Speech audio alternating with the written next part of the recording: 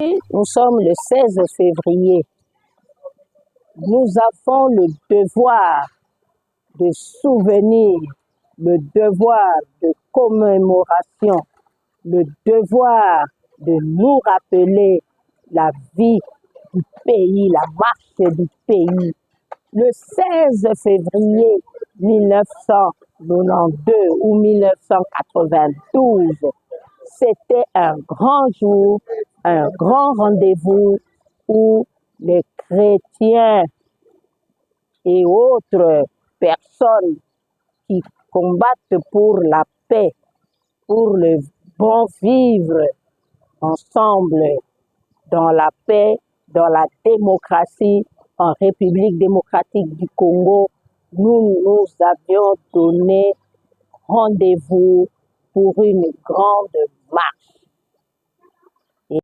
encadrée par les catholiques, les chrétiens en général. Ainsi, plusieurs années après, nous ne pouvons pas oublier la mort, le sang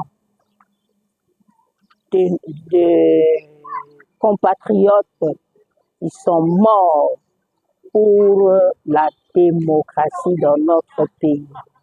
Cette lutte, malheureusement, continue jusqu'aujourd'hui. C'est ça qui est à déplorer, monsieur le journaliste. Ceux qui ont donné de leur vie, leur sang,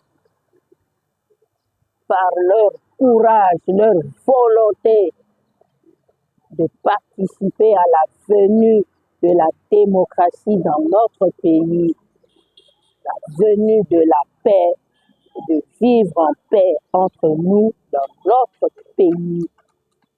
En tout cas, nous ne les oublions pas, mais aujourd'hui, malheureusement, nous continuons à compter les martyrs de la démocratie, les martyrs du combat des Congolais pour le bon vivre ensemble.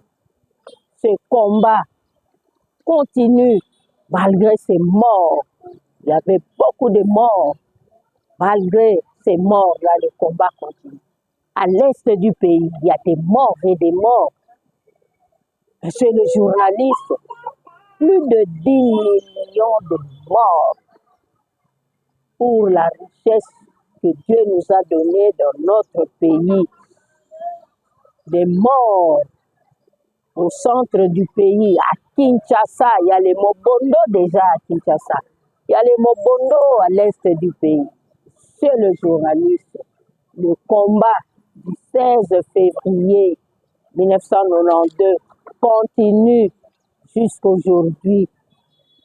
C'est alors que aujourd'hui nous commémorons, nous rappelons par devoir de souvenir, devoir de reconnaissance et devoir d'encourager le peuple congolais de ne pas cesser le combat, de tenir bon, de continuer le combat. Voilà pourquoi nous avions donné rendez-vous ce matin à l'église Saint-Joseph de Kinshasa à Matonge.